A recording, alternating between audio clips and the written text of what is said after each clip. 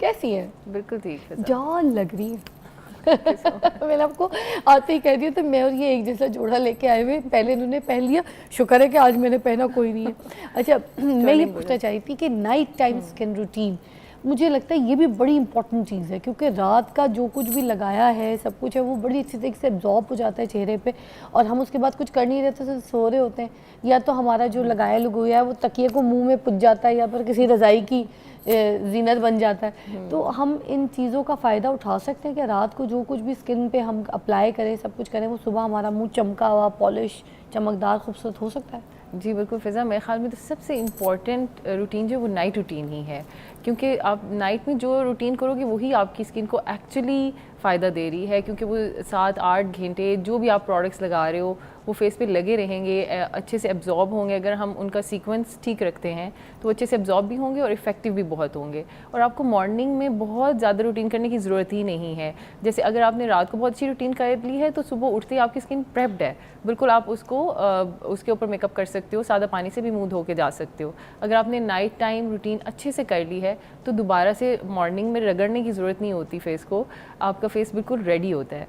तो night time routine हमेशा मैं कहती हूँ कि कब शुरू होती है, जैसे ही आप ऑफिस से वापस आते हैं या आपका दिन ख़त्म होता है, असर के वक्त से नाइट टाइम रूटीन शुरू हो जाती है। ज़रूरी नहीं कि रात 9 बजने का इंतज़ार करना है आपने। हाँ। अब जैसे ही घर वापस आए हैं आपने सबसे पहले अपना चेहरा जो है वो वॉश करना है। अब चेहरा वॉश करने के लिए आपका फेस वॉश या क्लेंजर कैसा होना चाहिए वो डेफिनेटली आपकी स्किन टाइप पे डिपेंड करता है। अगर तो आपकी बहुत ऑयली स्किन है तो आपने क्या करना है कि ऐसा क्लेंजर लेना है जिसमें सैलिसिलिक एसिड 2% होना चाहिए। अच्छा। अक्सर फेस वॉश में या क्लेंजर्स में सैलिसिलिक एसिड प्रेजेंट होता है। Why is that important and what it क्योंकि works वो for? आपकी ऑयल को कंट्रोल करता है, आपकी डीप क्लेंजिंग करता है।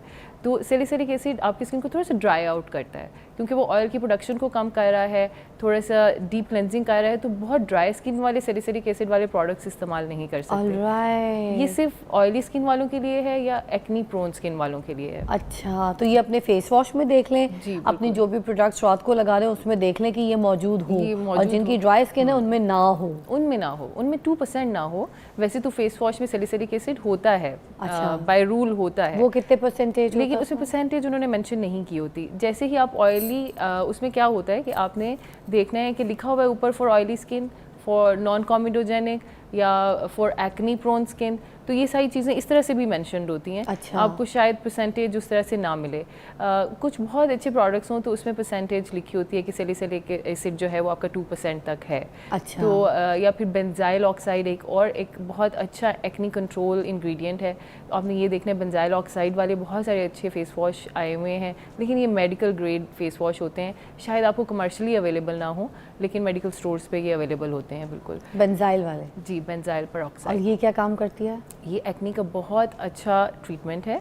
तो आपके फेस वॉश में अगर बेंजाइल पेरोक्साइड मौजूद होगा तो आपकी ऑयल प्रोडक्शन कम हो जाएगी, आपके सीबम रेगुलेशन होगी और आपके एक्नी जो है वो कंट्रोल होना शुरू हो जाएगी। अच्छा। तो आपके फेस वॉश में ये चीज़ें प्रेजेंट होनी चाहिए। तो मेरी बात सुने, अभी जो गर्मियों का वेदर है, आपको पता है सारा जी। सीज़न इसी तरह धूप और गर्मी गुजरेगी, तो ये जो बच्चियाँ स्कूल जाती हैं, कॉलेज जाती हैं, जो जॉब पे जाती हैं ख़वातीन, और ख़ास भाई भी मेरे जितने घर से बाहर जाते हैं, काम पे निकलते हैं, बाइकों पे जाते हैं, तो वो रात को इस तरह का फेस वॉश इस्तेमाल कर सकते हैं? बिल्कुल, रात को ही ये इस्तेमाल करना चाहिए, क्योंकि सारे दिन की गर्दो गुबार, अगर किसी की ड्राई स्किन भी है ना, तो सारे दिन के गर्दो गुबार का एक लेयर होती है, तो उसको एक्सफोलिएट करना, ऊपर वाली डेड लेयर को या मैल कुचैल की लेयर को उतारना, ये सिर्फ सैलिसिलिक एसिड का काम है। और जब तक आपके फेस वॉश में ये प्रेजेंट नहीं होगा, आपका फेस सही तरह से वॉश नहीं हो सकता। अच्छा, कुछ लोगों की कंबाइंड स्किन होती है कि नाक पे तो तेल है, ठीक है, चीक्स पे थोड़ी सी होगी, हमें बता दिए जो कि फेस वॉश के अंदर होना चाहिए, जो कि एक्नी प्रोन स्किन के लिए हमें कारआमद होगा। एक ये नई चीज़ थी, उसको भी रिपीट कर दिया मैंने ख़ास तौर पे कि आप लोग, जिन लोग की ऑयली स्किन है, वो बेंजाइल वाले फेस वॉश जो है वो इस्तेमाल कर सकते हैं। और दूसरा, और क्या करें, 3 जो स्टेप हैं, 4 जो स्टेप हैं, 7 जो स्टेप हैं, इतने स्टेप्स आ गए, उनमें से हमने क्या फॉलो करना है ड्राई स्किन और ऑयली स्किन के लिए, बता दें।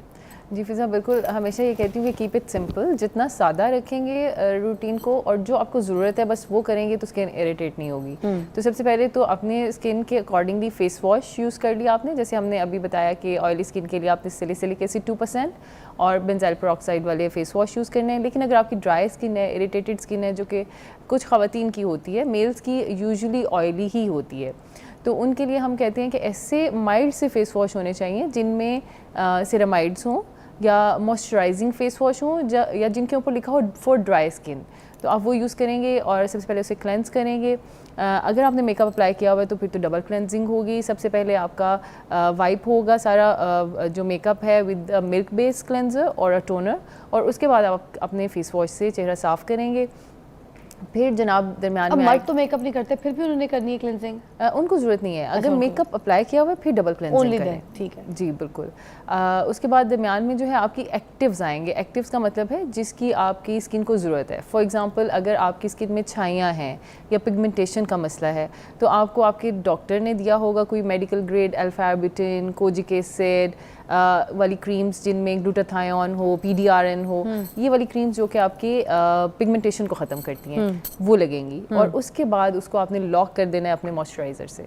कोई भी अच्छा सा मॉइस्चराइज़र होगा, एक्नी वालों के अलग मॉइस्चराइज़र्स होते हैं और ड्राई स्किन के अलग मॉइस्चराइज़र। अच्छा, हमारे दिमाग में होता है कि हमने कोई अगर जैसे कोई भी टोनर या कोई ऐसी चीज़ लगा ली, लिक्विड में कोई लगा ली, तो उसके बाद जब मॉइस्चराइज़र लगाएंगे तो वो तो उसको मलने के बाद फिर इधर उधर हो जाएगा। ऐसा तो नहीं होता? ऐसा बिल्कुल नहीं होता। यूजुअली आजकल आपको पता है सिरम्स, एक्टिव सिरम्स की फॉर्म में आते हैं या क्रीम्स की फॉर्म में भी आएँ, तो पहले आप अच्छे से उसको एब्जॉर्ब करें, कुछ 2-3 मिनट का टाइम दें और उसके बाद हल्की सी लेयर अपने मॉइस्चराइज़र की लगा दें। तो हम कहते हैं ये लॉक हो गया। जैसे आप कह रहे हो ना कि हम सोते हैं तो वो रज़ाई की जीनत बन जाता है या वो तकिए की जीनत बन जाता है, तो अगर आप मॉइस्चराइज़र से उसे लॉक कर देते हैं ना तो वो फिर किसी चीज़ की जीनत नहीं बनता बल्कि आपकी स्किन की जीनत बनती है। बिल्कुल ऐसे ही। तो इसे लॉक करना बहुत ज़रूरी है आपके एक्टिव्स को। अब हमने पिगमेंटेशन की बात की, इसी तरह कुछ लोग जैसे 30+ हैं तो वो एंटी एजिंग की तरफ ज़्यादा जाना चाहते हैं, तो एंटी एजिंग के लिए आप या रेटिनॉल यूज़ करते हैं या फिर आप कोलेजन एंड पेप्टाइड्स यूज़ करते हैं। तो अगेन आपके चेहरे पे सबसे पहले एक्टिव्स जाएंगे जिनको आप चाहते हैं कि ये काम करें मेरे चेहरे पे। अब एंटी एजिंग चाहिए तो रेटिनॉल 2% जाएगा या आपके सिरामाइड्स, कोलेजन एंड पेप्टाइड वाला सीरम जाएगा और उसके बाद अगेन आपने उसे मॉइस्चराइज़र से लॉक कर देना है। अच्छा, इसी तरह हमारे भाई होते हैं जैसे, तो उनकी भी ऑयली स्किन होती है, उनके लिए भी हम कहते हैं या तो AHA BHA पील वाला एक होगा सीरम, वो तो आप हफ्ते में 1 या 2 दफ़ा इस्तेमाल करेंगे। उसके अलावा आप अगेन रेटिनॉल सीरम ही यूज़ करेंगे क्योंकि रेटिनॉल जो है वो एंटी एक्नी भी है, आपकी सीबम प्रोडक्शन को भी कंट्रोल करता है, एक्नी को कंट्रोल करता है, सेल्स को रेगुलेट करता है और आपकी स्किन की एंटी एजिंग में बहुत अच्छा रोल प्ले करता है। तो इसलिए आप रेटिनॉल लगा के अगेन मॉइस्चराइज़र से लॉक कर देंगे और ये पूरा 7-8 घंटे ये काम करती रहेंगी सारी चीज़ें। और सुबह के वक्त सिर्फ आपने क्लेंजर से चेहरा वॉश करना है और अपना SPF लगा के तो आपने निकल जाना है।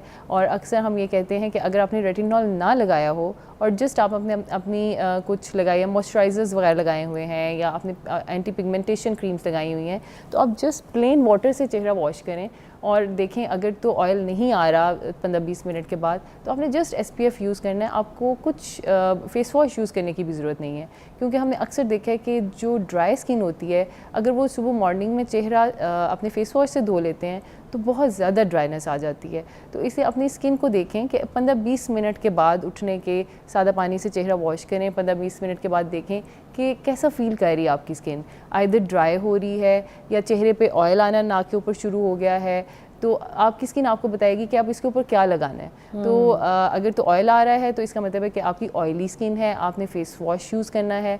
अगर ऑयली स्किन नहीं है, ड्राई है बहुत, तो बिल्कुल भी उसे फेस वॉश से उसकी pH ख़राब ना करें। आप सिंपल सादा पानी से चेहरा धोएं और अपना SPF लगाएं, एंटीऑक्सीडेंट सीरम लगाएं और अपने काम पे जाएं। और ये जो विटामिन C सीरम्स वगैरह होते हैं क्योंकि गर्मी अभी आ गई हैं, बिल्कुल, तो इसके बारे में बता दें, रात को भी क्या इसको अप्लाई किया जा सकता है? हाँ, विटामिन C क्रीम्स हो गई या फिर सीरम्स हो गए? विटामिन C को बेसिकली हम सन ब्लॉक के साथ कंबाइन करते हैं। अच्छा, सन ब्लॉक से पहले day time, right? Day time बिल्कुल। विटामिन C जो है वो एंटीऑक्सीडेंट है, तो क्योंकि ड्यूरिंग द डे हमारा एनवायरनमेंट से बहुत ज़्यादा हमारी स्किन एक्सपोज रहती है, सन से एक्सपोज रहती है, तो उसमें आपने एंटीऑक्सीडेंट मॉर्निंग में लगाने हैं just before your sun block.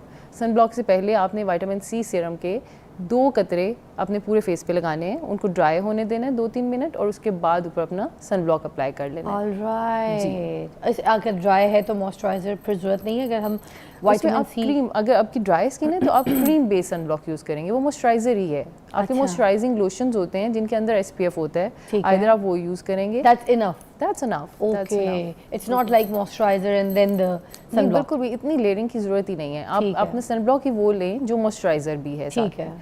तो उससे पहले आप बस एंटीऑक्सीडेंट सीरम यूज़ करेंगे, इसके अलावा कुछ ज़रूरत नहीं है। वाह, अच्छा ये जो टूल्स आ गए बहुत सारे फेस के मसाज के, रात को कहते हैं कि उसको टूल्स के थ्रू जो है ना मसाज करें चेहरे पे, upwards downwards, you know stuff all that, अपनी आईब्रो को लिफ्ट करने के लिए कुछ स्टोन्स हैं, कुछ रॉड्स हैं, कुछ वाइब्रेटर वाले ऐसे यू नो टूल्स निकल आए।